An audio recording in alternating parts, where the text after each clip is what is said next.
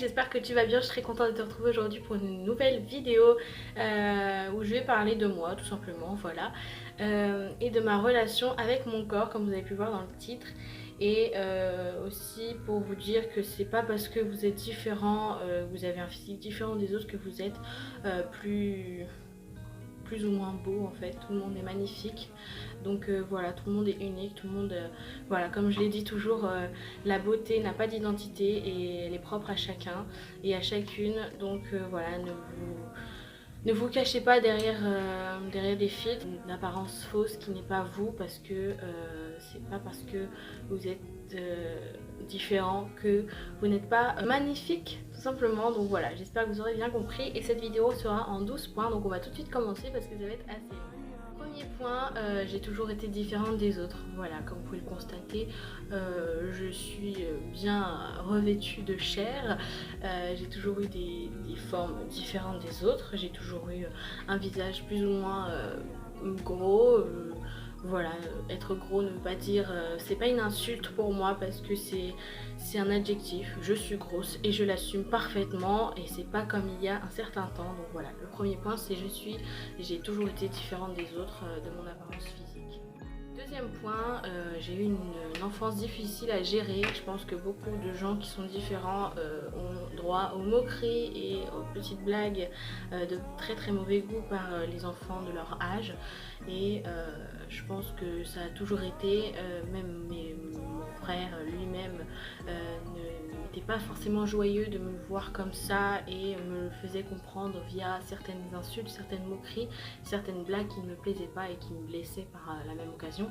Et il voulait juste me protéger, et même s'il me disait que clairement que j'étais grosse et qu'il ne m'acceptait pas lui-même, c'était pour me protéger et pour me faire comprendre que peut-être que je devais changer, que je devais perdre du poids ou ce genre de choses.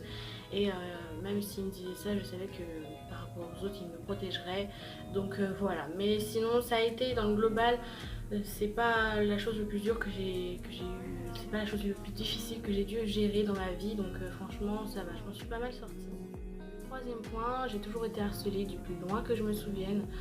Voilà, dès toute petite, j'ai toujours été harcelée, critiquée sur mon apparence, sur mon physique, sur ma différence, sur le fait que je sois grosse, que je ressemble à je ne sais quel adjectif horrible ils ont pu utiliser dans ma vie, mais voilà, on m'a toujours reproché ça, alors que c'est pas eux qui le sont personnellement, c'est moi, et je vois pas en quoi ça les dérangeait clairement que je sois moi-même tout simplement. Mais quand on est petit, on comprend pas ce genre de choses, et du moins je ne le comprenais pas qu'on puisse me critiquer par rapport à ça. Et pourquoi ils me disaient ça? Peut-être parce que c'était vrai. Finalement j'ai fini par me convaincre que je n'étais pas jolie, que j'étais en effet une grosse vache comme ils le disaient souvent, et j'ai fini par peut-être par le penser aussi, et je me disais que peut-être je ne serais jamais aimée de ma vie parce que j'étais différente. Point numéro 4, j'ai eu qu'une seule véritable amie, peut-être à cause de ça, peut-être aussi parce que j'étais un petit peu une petite chieuse quand j'étais petite. Mais voilà, le 14 juin 2006, j'ai rencontré ma meilleure amie et depuis ce jour-là, on s'est jamais séparés. Voilà, je dis pas qu'on s'est jamais embrouillé, hein, mais on a toujours été ensemble, on a toujours été amis. Même quand j'ai déménagé, elle était toujours là et on sera encore là pendant encore longtemps. Donc voilà, cette année on a fêté nos 14 ans. Donc voilà, c'est vraiment une amitié incroyable, je trouve, malgré toutes les épreuves qu'on a traversées, malgré la distance, malgré tout. Et bien on est encore amis, on est encore meilleurs amis, et ce jusqu'à encore longtemps, je l'espère. Voilà, j'espère jusqu'à mon dernier souffle, et elle est vraiment là pour moi, je suis là pour elle. Même si c'est elle qui est plus grande que moi en âge, c'est moi qui la protège, c'est moi sa grande sœur, c'est moi qui sera là pour elle et qui la protégera de tout. Et on a ce lien très compliqué à comprendre pour les autres qui ne nous connaissent pas, mais on a un lien vraiment très affectif l'une pour l'autre, et je pense que ce sera encore pendant longtemps et pendant de longs moments, et encore plein de belles choses qu'on n'a pas encore vécues. On a fait les 400 coups certes, mais voilà, on est loin d'avoir tout vécu encore, donc je pense qu'il nous reste quelque chose à terminer. Numéro 5, j'ai déménagé et je pensais que ça allait être un nouveau départ pour moi, qu'on allait arrêter de me critiquer, que j'allais arrêter de me faire harceler, que j'allais arrêter de me faire moquer par les autres. Et pour une enfant qui arrive ici, qui a 12 ans, qui connaît rien à sa ville, qui arrive en cours d'année en plus, donc je suis arrivée ici en 5e en cours d'année, le deuxième trimestre de 5e à Bournonville, je pense que vous connaissez. Et à ce moment-là, je pensais que ça allait être un nouveau départ, que j'allais me faire des amis, que j'allais arrêter de me faire harceler, que les gens arrêtaient de se moquer de moi. Et bien pas du tout, voilà, les mêmes mentalités ne changent pas d'une ville à une autre. Ça a été toujours la même chose, peut-être moins pire, peut-être moins brusquement, mais ça l'a été quand même. Et pour une enfant de 12-13 ans, voilà, c'est assez compliqué encore. Au jour d'aujourd'hui, il y a certaines situations que je vis. Bon, maintenant, avec le recul et avec l'âge que j'ai, c'est moins difficile à gérer pour moi parce que voilà, l'ignorance est le meilleur des mépris et ne pas parler au con, c'est être intelligent. Donc voilà, il y a certaines choses que je vis qui sont beaucoup plus simples maintenant, mais ça l'était pas il y a quelques années encore. Numéro 6, la création de ma chaîne YouTube n'a rien arrangé. Voilà, c'était pas une surprise pour moi parce que je savais que j'allais avoir des critiques concernant ma chaîne YouTube. Pas seulement par mon apparence physique dans les vidéos, mais aussi par ce que je faisais. Voilà, les gens ne comprennent pas, de toute façon les gens ne comprennent rien à votre vie et ils se permettent quand même de la juger alors qu'ils ne savent rien sur vous. Mais bon, à ce moment-là, ça m'est un peu passé au-dessus, je vous avoue, je commence un petit peu à pas me défendre parce que encore une fois, l'ignorance est le meilleur des mépris, mais plus à les envoyer bouler ou alors à les laisser parler, c'était la meilleure réponse que je pouvais leur donner. Point numéro 7, mon entrée au lycée n'a rien changé. Alors mon entrée au lycée, je ne parle pas de lycée Édouard Herriot, mais bien du lycée Gabriel Voisin, car j'ai fait ma 3e professionnelle dans un lycée. Et même si c'était un lycée où il y avait on était en 3e dans un lycée, donc ça n'a strictement rien changé. En fait, les gens étaient toujours les mêmes cons à critiquer, à insulter, et bien évidemment ma chaîne a été mise au courant. Donc clairement c'était un petit peu comme toujours, en fait ça n'a strictement rien changé. C'était pas pire, c'était pas moins pire, c'était quasiment pareil. Donc voilà, encore une fois, je me disais que ça allait peut-être aller d'un lycée, c'est pas les mêmes générations, c'est pas les mêmes gens, les gens sont peut-être un petit peu plus matures, pas du tout. Donc voilà, clairement c'était pas tout beau tout rose. Numéro 8, j'ai décidé de devenir provocante et de me créer une carapace tout simplement. Donc là on parle bien du lycée Édouard Herriot.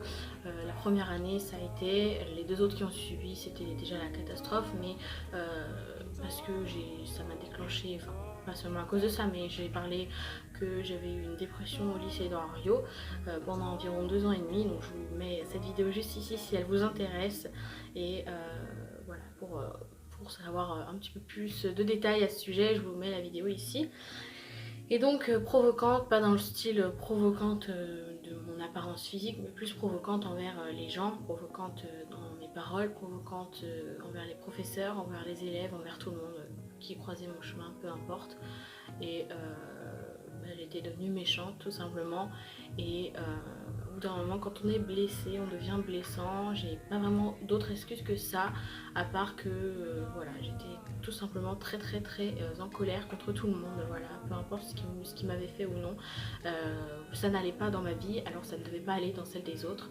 Et j'étais devenue tout simplement quelqu'un que je n'ai pas du tout aimé être. Et je suis retournée dans mes vieux démons, même l'année d'après, même après avoir fait des efforts, même après avoir changé, je suis retombée dedans parce que certaines personnes, certains éléments, certaines situations m'ont replongé dedans et mes vieux démons ont repris le dessus sur moi. Voilà, j'ai aucune excuse à ce sujet-là, mais je me suis trop fait pardonner, et quand les gens pardonnent plus, je prends plus la peine non plus de leur dire pardon. Tout simplement, je sais que j'ai fait des erreurs, je sais que les gens ne changent pas comme ça d'un coup d'un seul, et j'en ai eu marre de m'excuser en fait pour qui j'étais, pour ce que je faisais, et voilà, j'ai fini par péter un plomb tout simplement. Et je me suis créé une carapace, j'ai arrêté d'être gentille avec tout le monde, de faire attention aux autres, parce que j'étais quand même à un moment donné la psychologue du lycée, la psychologue de la classe. Tout le monde venait me voir, me parler de ses problèmes, je donnais des conseils, je rabibochais des personnes qui s'étaient engueulées, qui s'étaient éloignées, qui étaient en froid ensemble, mais je m'occupais de tout le monde, et moi je m'occupais pas de moi en fait, tout simplement. Ni on s'occupait de moi, ni moi-même je m'occupais de moi. Donc c'était vraiment devenu assez compliqué, et après la dépression, je vous en parle plus dans la vidéo que je viens de vous expliquer. En numéro 9, j'ai finalement assumé ma personne et mon physique. Donc ça c'est arrivé à peu près la première année de mon entrée au lycée. J'ai commencé à m'assumer, assumer ce que je faisais, assumer qui j'étais et à répondre aux comptes par l'ignorance encore une fois, et à me dire que j'avais pas besoin de me justifier pour qui je suis et pour qui je devais être tout simplement, et à assumer mon corps, assumer mon physique, à ne plus me cacher derrière des vêtements amples, derrière des vêtements qui ne m'allaient pas, qui n'étaient pas moi, qui ne me correspondaient pas et dans lesquels j'étais pas forcément à l'aise. J'ai commencé à racheter des jeans, voilà, c'est quelque chose que je ne mettais jamais, que je n'avais même pas dans mon armoire, et les jeans c'est quelque chose qui grossit énormément ou alors qui moule énormément les formes, surtout les cuisses, etc. Et je me suis racheté des jeans et j'en avais pas porté depuis au moins à l'école primaire, donc pour vous dire. Et j'ai commencé à me sentir enfin bien dans mon corps. Enfin, j'ai toujours été bien dans mon corps, mais les autres me faisaient me sentir mal dans mon corps parce qu'ils me critiquaient à longueur de journée.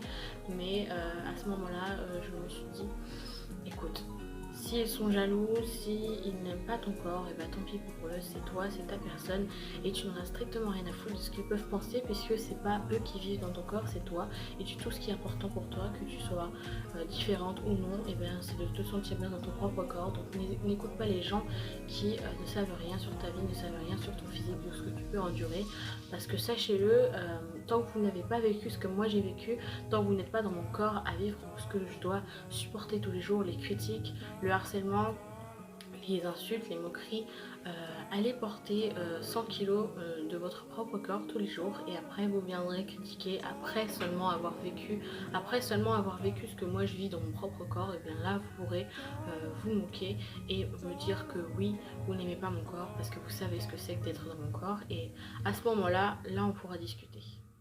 Point numéro 10, j'ai toujours parlé de ce que je ressentais.